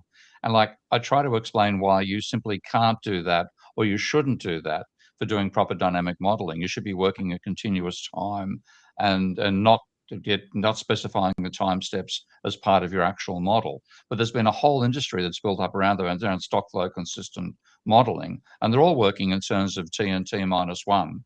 And they've built something that works, and they don't want to move to something different. They think they've already got, I've got a jalopy, why should I buy a sports car? And partly when I defined Ravel, Russell asked me, do you want to include discrete time? And I said no. Basically, the same reason you don't give a child matches, a baby matches, and say, play with these, hop into bed and play with some matches and see what you can do. That's, to me, that's what's like giving economists discrete time modeling capability. So I deliberately haven't included that in Ravel, and I won't include it in Ravel, maybe for 50 years, until such time as a generation of economists grow up that don't make that same bloody mistake of thinking you should model in discrete time. So I've put in the private as well as the YouTube comments a paper that I wrote with one of my PhD students where we looked at this whole issue of continuous time versus discrete time, and when did they give you the same answer, and we related it to behavioral economics, because behavioral economists will often, or most of the time, use discrete time formulations. They'll do experiments on human subjects, say, aha, this is what we found people do, and then they'll use a discrete time representation. But they do say, but a continuous time representation is okay. And then sometimes they try and do it and it's awful. So we set out to say, all right, can we replicate the discrete time stuff, first of all, to show these guys that, hey, it's your stuff. And then how do you put that into an otherwise continuous system dynamics model, or convert it to its equivalent continuous time formulation and put it into the otherwise continuous system dynamics model. So that paper I cited goes through all that stuff. And it's quite an interesting journey as to, can you, like we converted, it was really my doctoral student under my supervision, but he did the Samuelson's multiplier accelerator model and directly. I thought you were going to mention that one. Okay, yeah. Which I know was mathematically wrong, but and so forth. There's it's an but it's this, because it was generated by this conundrum about discrete versus continuous time and this obsession with discrete time. The other thing, by the way, that messes people up, so you'll look at a lot of the post-Keynesian stock flow consistent modeling stuff, and they're using difference equations, but when you see their graphs, it's plotted as continuous. And they do. And now I think that's probably a function of the plotting program they're using. It's just connecting the dots, but that's not right. Nothing happens in between the. And that's something which, like, when I had to discuss what's the role of credit in aggregate demand and income, I remember a great paper by Giuseppe Fontana. Do you know Giuseppe? Yeah, I know Giuseppe. Yeah. Great guy. But Giuseppe made a comment about the difference equation approach, that everything interesting had to happen between the periods, because in the period, you're effectively saying that this is the value in a period, so nothing changes in a period. So the interesting stuff happens between the periods, and then how do you incorporate it? Well, that's what differential equations do. They're saying the rate of change of this is, and there's no such thing as a period. And to get economists, neoclassical, forget about them, they're already lost anyway. But like post-Keynesians, at least have got their heads around what a capitalist economy looks like, but they're still thinking in terms of periods. And period analysis, I think, is why they did not work out the role of credit and aggregate demand and income and so many other issues, because the interesting stuff happens between the periods. So how can you specify the interesting stuff when it happens in an instant that's not even part of your model? Yeah, and I had a conversation with Mark Lavoie once, and I said, how do you teach this stuff? Walk me through. And when he described what he does, it's like, you do exactly what we do. Yeah. Exactly way. The only thing is they put it in periods rather than in continuous time. Yeah. So, in that sense, we're still back trying to catch up with Newton, because what Newton did was to say, let's make those periods of time incredibly small. And then the smaller and smaller you make it, the closer you get to the actual function you're trying to simulate. So differential equations came out of that whole issue of discrete versus continuous time before anybody even realized it was an issue. We got all the notation for mathematics that gives us, differential equations. But partly because economists don't learn mathematics from mathematicians. They learn it from other economists. They never learn differential equations properly. They don't realize that mathematicians have taken care of how do you actually simulate a system over time. Oh, the Runge-Cutter algorithm and the Borstar algorithm and Levenberg-Marquardt and all these systems they've built that adaptively work out the time steps for you. They're not even aware that happens. So they ask you, how do you do it? And say, it's done by the software. It's done by the mathematics. You don't need to specify the period. You got to get the units right. That's absolutely critical. But the actual time steps are handled by the software itself. And that's a real struggle for them to get their heads around. Yeah, I don't see any time. The common argument is because the data comes in discrete chunks. Yeah. That's how the economy works, and they'll always argue that. And I've given up, Steve. I know you had that. You still have that fight, but I've just given up on them. Right? Somebody wants to pay me some models. A model in continuous time will take the money, but I just well, I can tell you another little story that might illustrate a point here. The very first system dynamics model did not use S.I.M.P.L.E. It didn't use Dynamo. Forster did it by hand. He calculated the stocks and the flows and through the Euler's method by hand on a piece of paper. And it was for a General Electric plant in Kentucky that was having inventory control problems. And when he was through, the deliverable was not a model. It was a rule. Do this, to stabilize your inventory and your employment. So in some sense, you throw the model away once you get the insight, and the deliverable is a change to the design of the system, a decision rule or whatever. So this begs the question, why are you building models, right? What are you trying to accomplish with your model, right? And I guess you could say it doesn't matter if it's discrete or continuous if you can make the system better, I guess. We certainly, for a variety of reasons, use continuous time. But Forster was not a guy to say, let's build a theoretical bridge. He was an engineer. If he's going to build a bridge, he's going to design it so people can get safely across the river. And he wanted to build a bridge. He didn't care about the model of the bridge. The model was just a means to the end. And for Jay, it was, how do I make a corporation or other social system, a city or whatever, behave better? That was the goal. And, like I one time he asked me, what do you think about my national model? And I said, or what are the economists going to say? I go, well, you probably don't have a Cobb Douglas in there, do you? And he goes, no. And I go, well, they'll go after you on that. And he goes, he thought, awkward silence. And he said, does that matter to the functioning of the economy? I go, no. But that's not what you asked me. You asked me, what are they going to go after me for? And I said, an obvious thing I would imagine would be, something like that. But he didn't care about that. So Schwab, Douglas, who cares? I want to make the economy better. Right? Yeah, if only that's the way economists actually behaved. Yeah. So it's really a struggle to get this stuff communicated to people as a way to get insights you can't get otherwise. My first exposure to that effect was when I built my model of Minsky's financial instability hypothesis. And I got the phenomenon of the declining size of cycles initially, followed by rising cycles. And if you'd asked me beforehand what I thought would happen, I would have thought that if you'd get a model with cycles and the cycles will get larger and then finally lead to a breakdown. But what I got instead initially, if there's going to be a breakdown, the cycles get smaller and then they got larger. And that was a classic emergent property. And that's what woke me up to the importance of complexity and chaos theory in general, because here was something I hadn't built into my model that turned up in my model.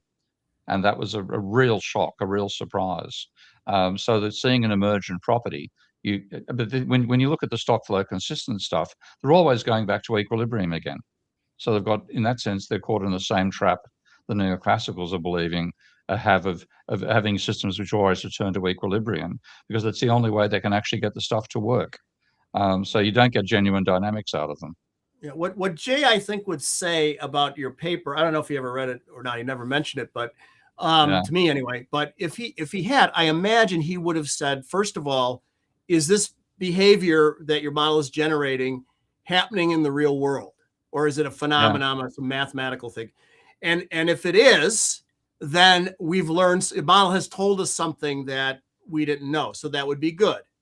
His Yeah. second comment would be, if that thing we're seeing is really going to happening or going to happen, and we don't want it to happen, how do we redesign things to at least lessen the blow or eliminate it?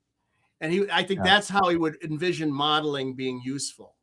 That's why that's what happened with my model. I mean, I built the model in August of 1992.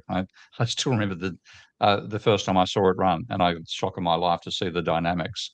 And I finished up my paper by talking about this crazy phenomenon that the cycles got less extreme before you had a breakdown. And so I finished up by saying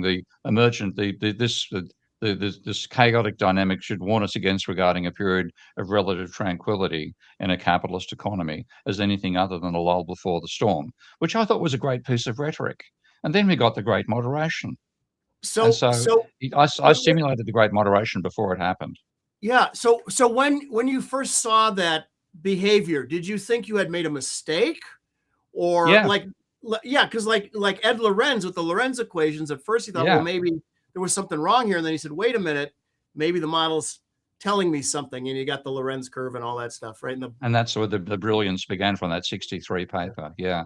But the extent to which this stuff happens, and economists are completely unaware of it. That's what's so difficult. They don't even, their education locks them into a rabbit hole that they never come out and see the sunshine from. It's Plato's cave with a crazy rabbit, rather than getting into the real world and seeing how it functions. Sidebar little trivia. Oh, good, mate. You're wonderful on this stuff. So keep rolling. Ed Lorenz's son, Ned Lorenz, is an economist. And he used to teach at Notre Dame and Cambridge, and we had okay, good. Before you've got your tail in your head, before you get further, I had friends whose name was Buggy. Okay, and when they found they were pregnant and had a son, they said they're going to call him name Orson, just to see people's reaction, whether his name is going to be Orson Buggy. Orson Buggy. His name literally was Buggy? His surname was Buggy. So they're going to call his son Orson. It's going to be Horse and Buggy, you know? Well, anyway. Our first kid, we were going to name him Nicholas. And then one of us, my wife or I, one of the two of us said, wait a minute, he's going to be known as Nicky Radzicki. Better not do that to the kid. Yeah. Okay, so back to your tale. Your trip. No, his son was a heterodox economist to some degree. I didn't know him very well. I just saw him around a little bit. I was kind of leaving, and he was, but anyway, that was kind of a Ned. Interesting. Okay. Ned Lorenz. So Ned is actually what's he done since? I haven't seen the name. I don't know. That's a good. I don't know. That's a great. I haven't thought. I just thought about it just now, but yeah, that was like 30 some years ago. So I don't know what's going on. But I've never come across him. Yeah. Okay.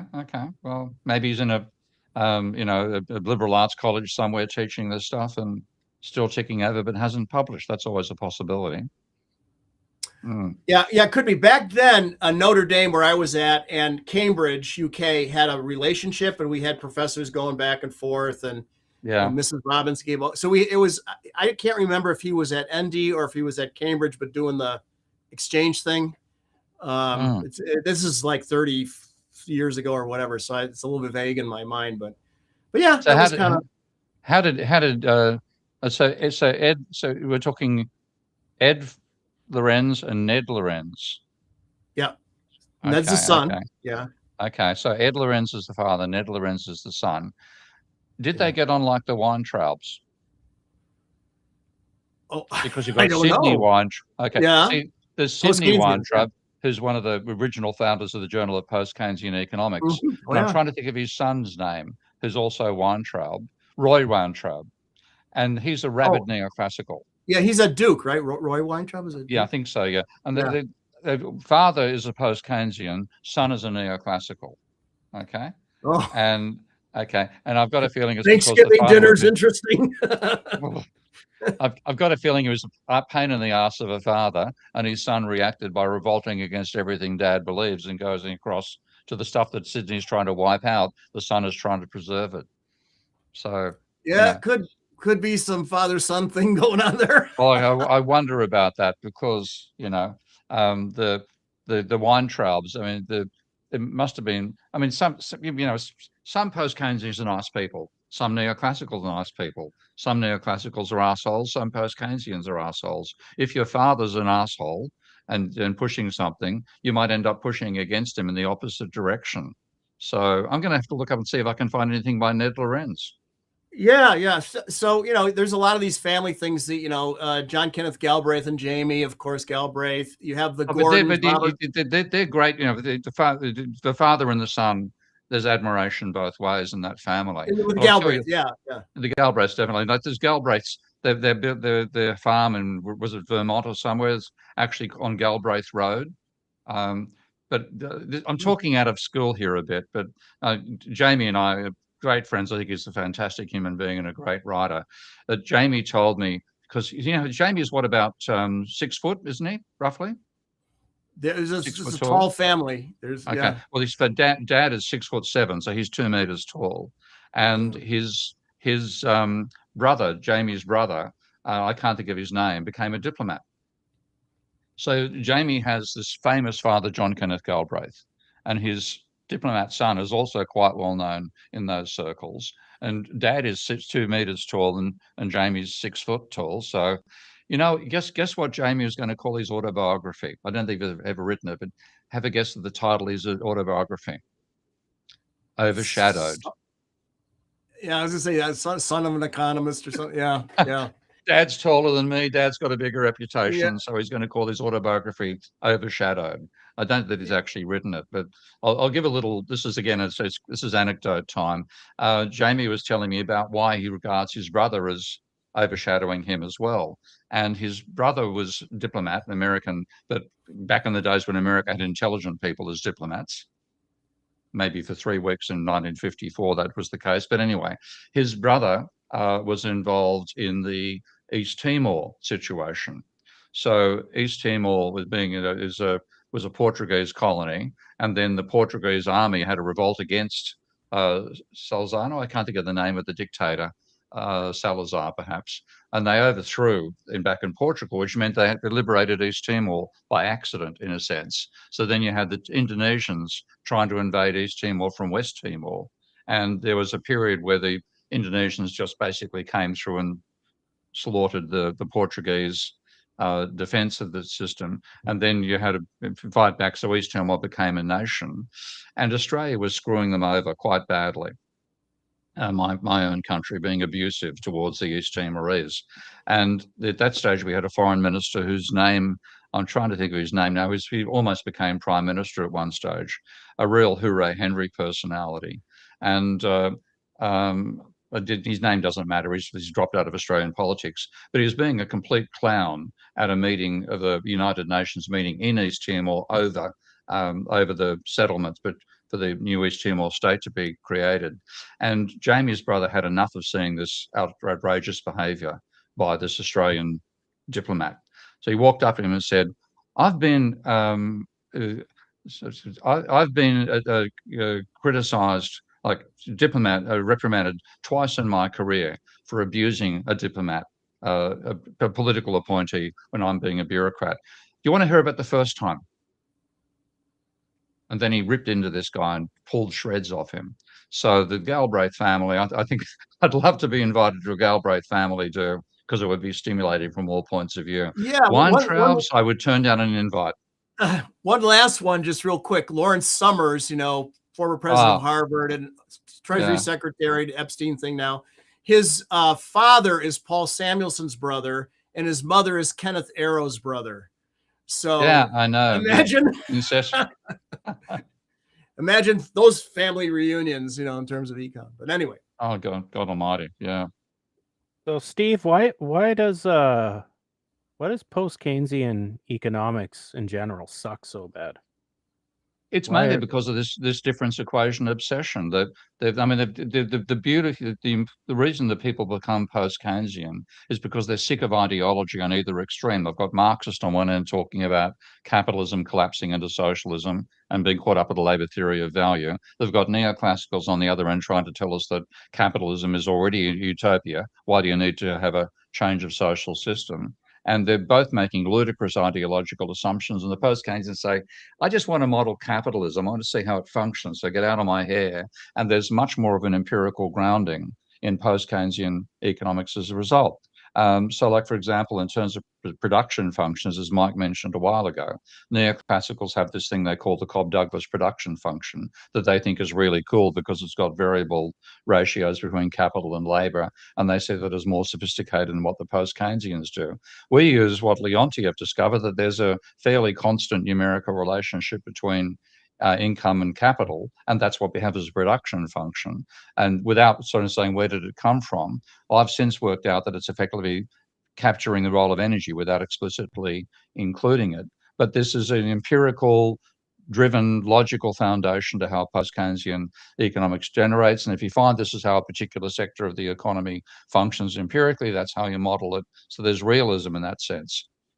But when the post-Keynesians get taught mathematics by neoclassicals, they learn difference equations and they never learn differential equations, and they're stuck in this bloody primitive way of modeling when they've got the right insights, and what's blocking them doing it properly is being stuck in difference equations rather than differential equations. But they don't learn the mathematics to know why they're using the wrong technique. Mike, a question for you. Why does it seem like economists are retarded and engineers are smart? It's because it's true. Sorry. Well, I think, most they're not, first of all, this is just my observation. Most economists are pretty smart, book smart, right? They get PhDs and stuff. Surviving a PhD program, you got to have something on the ball. And I think most of them go into a PhD in economics as opposed to, let's say, finance, MBA, not to make money, but because they're interested in the economy, solving poverty, inflation, income inequality, whatever, right? So they go into it with a good heart, and they're pretty smart people, but they get socialized into the profession. You get taught very quickly, how you succeed in the profession and how you don't. And, at some point, you're like, I got to put food on the table. If I'm going to be an academic, I got to get tenure. Here's how you do it. And after a while, when you've got, 25 papers with difference equations, and Steve comes along and Mike comes along and says, switch to, they're like, I hear what you're telling me, but I'm not going to, I built a career on this, and I've written a textbook on this or whatever. And they're, so they're kind of locked in. And also, Jay would always say, and he's dead on, he always say to me, why are you trying to write for other economists, for these econ journals? Economists don't care about the economy. This is, again, the building the bridge thing. They care about writing papers for other economists.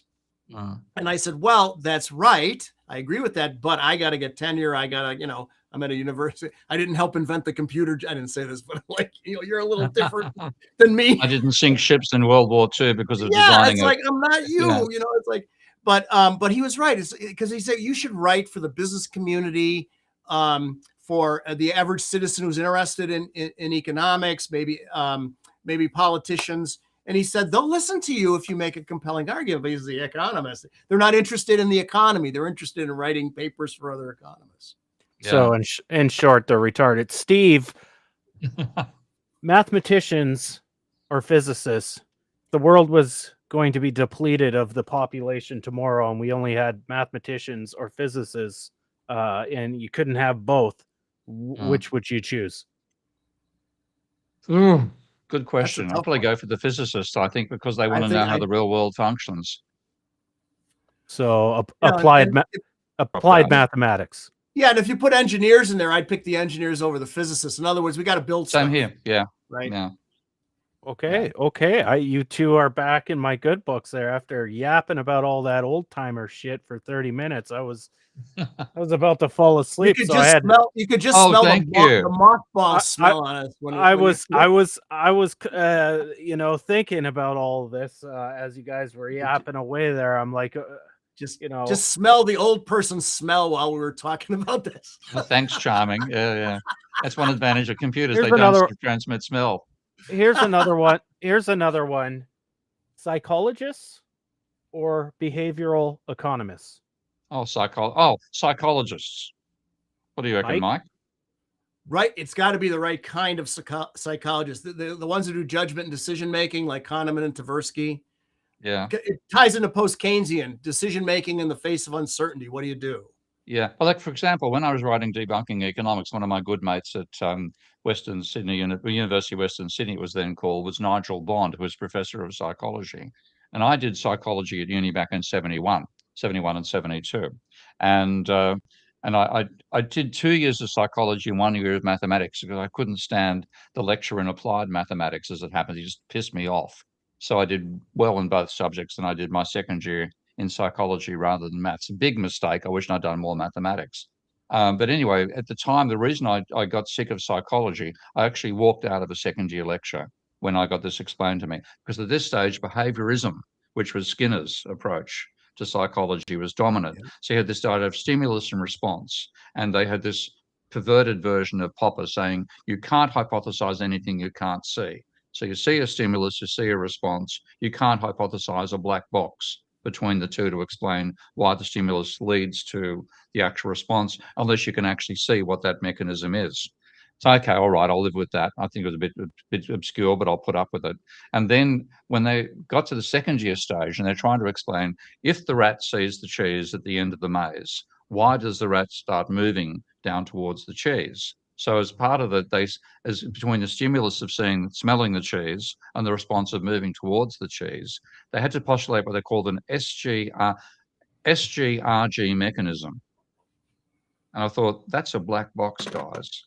You're bringing in a black box to explain the simplest possible behavior as why did the rat walk down the maze. So I walked out of the class and I thought, I've had enough of this shit. Anyway, 30 years later, I'm good friends with Nigel Bond, and I realized that all the courses they no longer teach Skinnerism, behaviorism in that sense. So I said, what happened? Well, why did it fail? He said, well, we started applying it to things like how does a musician play music? And the idea of the stimulus and responses, you've got to hear the note coming back, and then your response is the next note you press. And we realized that the nerves can't transmit the signal that quickly. So the physicality of the biological mechanisms that are necessary for us to have these responses to stimuli simply can't explain that actual behavior. So it has to be something else. The person has to create this in their mind, and then they're applying it to the machine that generates the music. And so it was basically experimental research proved that Skinnerism was false, and therefore Skinnerism died. Now, there's been so much stuff that's disproved neoclassical economics, and the garbage is still alive. So in that sense, I've got more respect for psychologists by a long shot than I have for economists. That's why I chose psychologists over behavioral economists in that case. Boxers or wrestlers? Oh, wrestlers. I was a wrestler for many years, and then Brazilian Jiu-Jitsu. So I'm comfortable on the ground. Most fights go to the ground. No, Mike. No, Mike. No, boxer shorts or wrestler shorts. No. WWE wrestling, Mike. Oh, then it's boxing, of course. Yeah. WWE. So, they used to do that at Notre Dame when we were. They would come and film at the WWF at the time with Hulk Hogan. World Wrestling Federation. They would come to Notre Dame to film, and one of my buddies, his cousin Tito Santana, was the Intercontinental Champion. He would give us tickets, and we'd go after teaching our classes and go watch him film. But they would film like the same guys like 5 times in a row, and it was like, okay, we get it. Okay, hold on. A little more granular here. Stone Cold Steve Austin or Mike Tyson? In a fight, or just generality? Better for humanity. Better for humanity, Austin. Yeah. Okay. Menacing. Okay. Young Tyson was a caveman, man. He was. Yeah. He hit hard. Okay. Next one, Mike, you can stay out of this one. Moral high ground, Iran or the United States? Steve? Iran. Why? Overwhelmingly Iran. Why? Because they're behaving with, they didn't start the war. I mean, if you read the arguments being made by Trump, I think now it's what people call Trump derangement syndrome used to be applied to people who opposed Trump. And they said, oh, you can't handle, you've got Trump derangement syndrome. Now the people with Trump derangement syndrome are people who thought Trump was intelligent.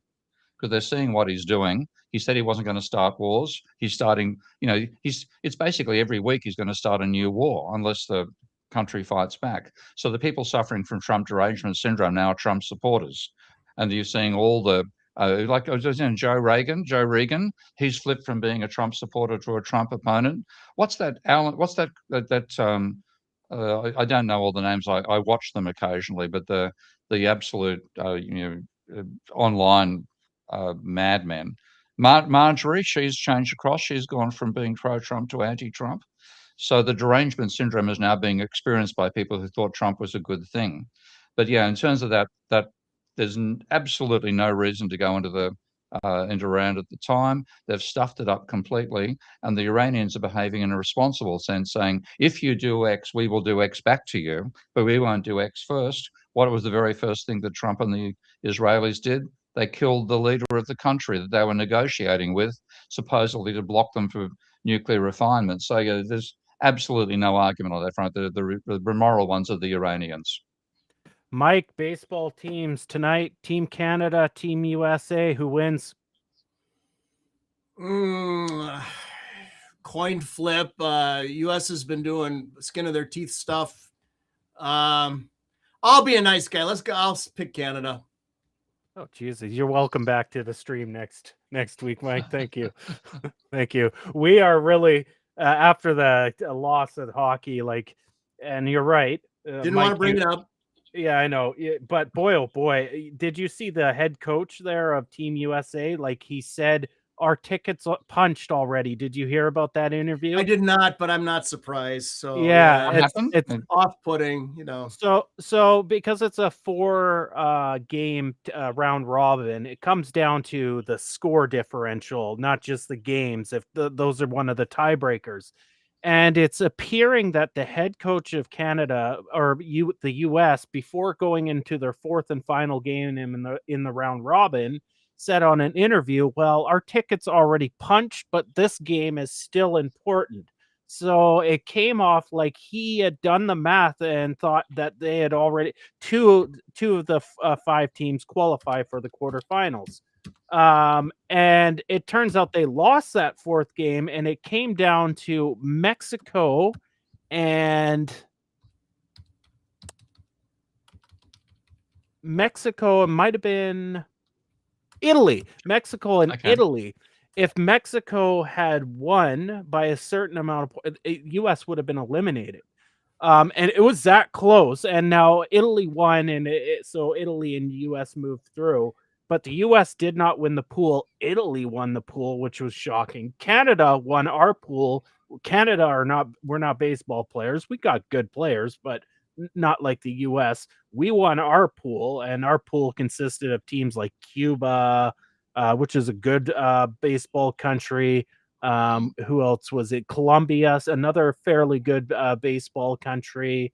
Puerto Rico, another good baseball. So we were in like the Caribbean baseball countries, and we won first. So anyways, the big games, it turned out just by odds that it's Canada and the US in the quarterfinal, and that was pretty unlikely when people said that when the tournament starts. But anyways, so real quick, I see a comment. Thomas D2444 mentions George the Animal Steel, one of my all-time favorite professional wrestlers. I love it when he used to tear the turnbuckle open and eat the stuffing out of it. That was a high point.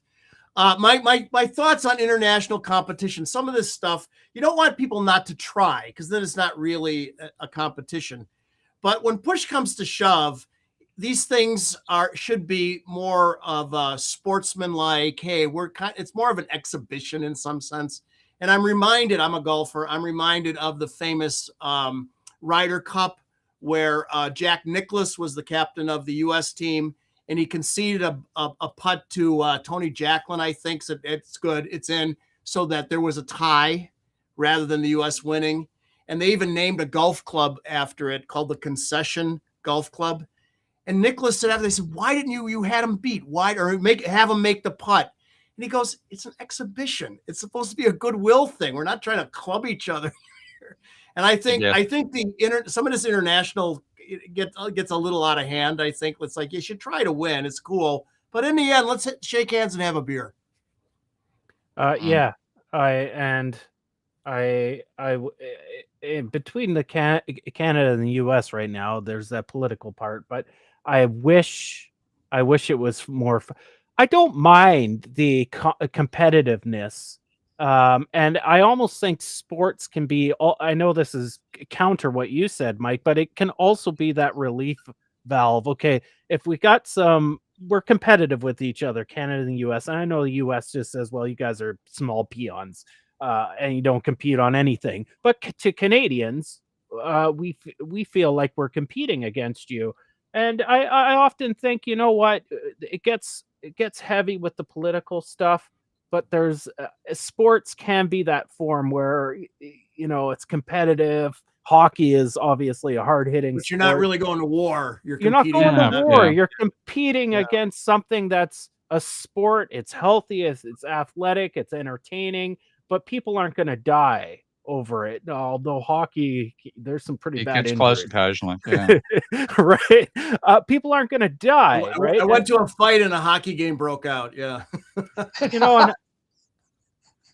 I don't know. You could think back to, I think Germany hosted the Olympics right before World War II. Am I correct Well, about that? 1936. Yeah, yeah. And And Sure, Jesse presided, Owens yeah. won most of the races. Yeah. And so that's rather interesting. It didn't solve World War II, so maybe I am absolutely wrong. But I wish, if it's going to be competitive between countries, couldn't we just use sports? Go to war over hockey, go to war over baseball. But at the end of the day, we're all doing business on this planet together. Well, that's So what we need. I mean, this is I've become religious. I think I've told you this. Okay, I'm now a Saganist. Okay, Carl so Sagan? that's supposed to be a paganist. Okay, I think that if we're going to get, I mean, partly what we're talking about is how do you get people to think very differently about the world they're in and make it a sustainable possibility. And religion is clearly poisonous. We've got Muslim versus fundamentalist Muslims allegedly versus fundamentalist Christians. Obviously, when you look what the Americans done with this war, they've started a holy war and they want to exterminate the other religion. So religious thinking is just part of what humanity is.